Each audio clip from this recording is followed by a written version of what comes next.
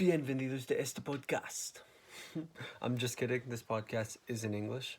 So, welcome to my podcast, Cocoa Puffs, my favorite cereal, Killers.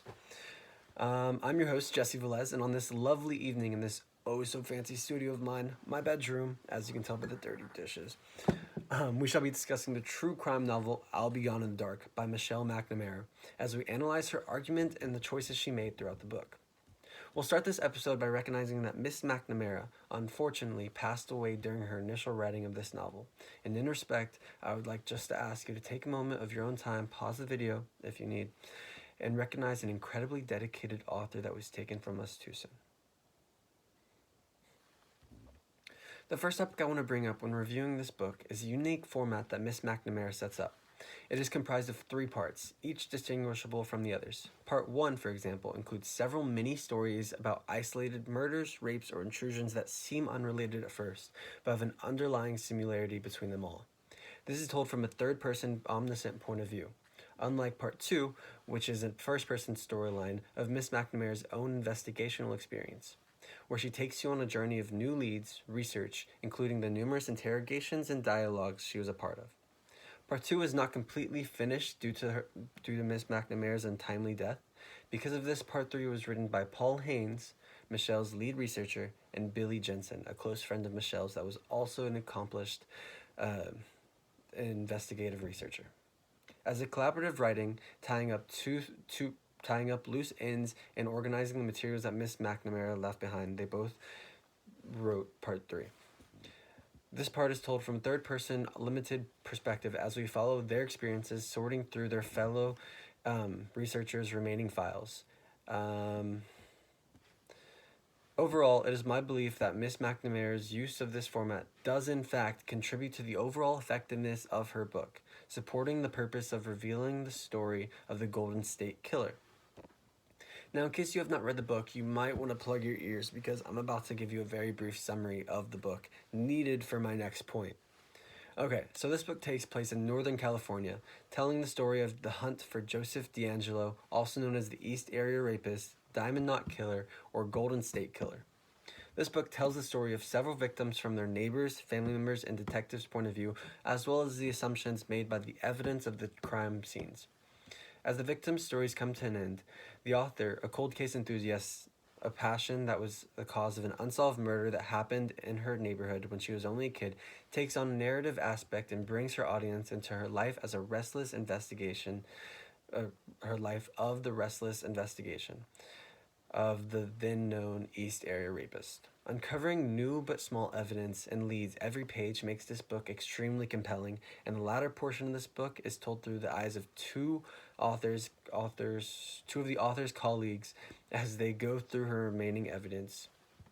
Although she never uncovers the identity herself, it is told to us that due to the progression in the DNA fields, the true identity of the murderer was eventually found, the man's name being Joseph James DeAngelo. And he was arrested before the book was released. Okay, now I want to get into some idea that fascinated me after I read the book. I believe the author's argument in this book revolves around obsessions, and that in itself, how it affects everyone in their own way. You see, throughout the entirety of the book, we are shown how the Golden State Killer was unlike the majority of the other easily caught criminals.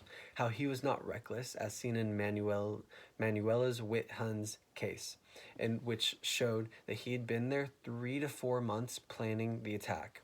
This was concluded from the shoe prints seen in the yard matching random shoe prints seen in the house 3 to 4 months prior to the attack. The GSK also differentiates because of how much rage and power was seen.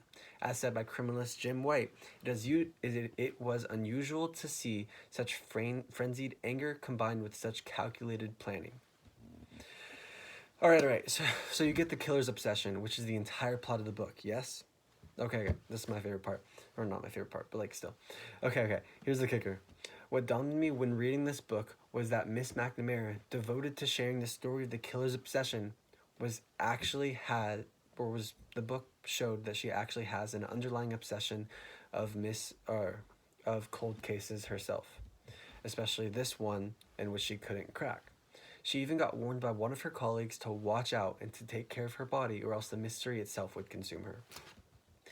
In which it partially did, as seen when she swung a lamp at her husband's head, thankfully missing when he got up from the bed to get a drink of water.